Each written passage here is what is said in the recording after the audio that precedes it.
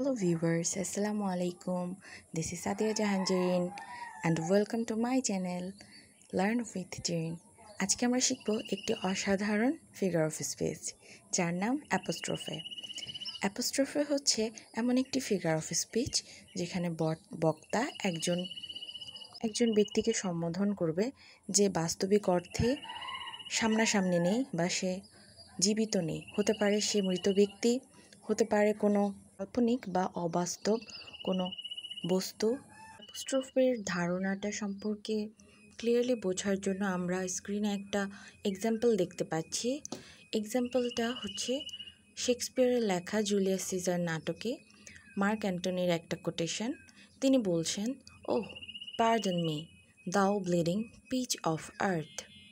অর্থাৎ এই লাইনটি মার্ক অ্যান্টনি এমন একটা সময় বলছেন যখন জুলিয়াস সিজারের মৃতদেহ মাটিতে পড়ে আছে। অ্যান্টনি এখানে জুলিয়াস সিজারের মৃতদেহকে ডেকে বলছেন, "তুমি আমাকে ক্ষমা করো", কারণ সে তখন প্রকাশ্যে কাঁদতে পারছিলেন না, তার প্রতিশোধের কথা বলতে পারছিলেন না। সে মনে করছেন যে জুলিয়াস সিজার তার সামনে আছেন এবং তার কথাগুলো শুনতে পাচ্ছেন, কিন্তু বাস্তবিক অর্থে জুলিয়াস সিজার ওইখানে মৃত অবস্থায় ছিলেন।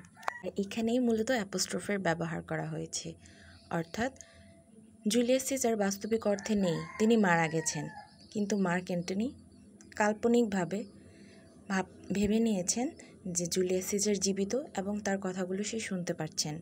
এভাবেই অ্যাপোস্ট্রফি বা এই ফিগার অফ স্পিচটির ব্যবহার কবিতা বা নাটকে আবেগ এবং নাটকীয়তা বাড়াতে সাহায্য করে। অ্যাপোস্ট্রফে এর ব্যবহার ভাষাকে জীবন্ত করে তোলে এবং পাঠকদের সাথে ক্যারেক্টারগুলোর গভীর এক মানসিক সংযোগ স্থাপন করে তৈরি করে। আমরা আরও একটা এক্সাম্পল বলতে পারি, যেমন টুইঙ্কেল টুইঙ্কেল লিটল স্টার। এখানে কবি তারাকে সম্বোধন করে কথা বলছেন, এমন মনে হচ্ছে যেন তারা তার কথা শুনতে পাচ্ছে।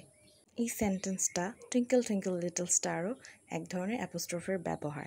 এই অ্যাপোস্ট্রোফে ব্যবহারের মাধ্যমে কবি তারার প্রতি তার বিস্ময়, ভালোবাসা আর কৌতূহলকে জীবন্তভাবে প্রকাশ করেছেন।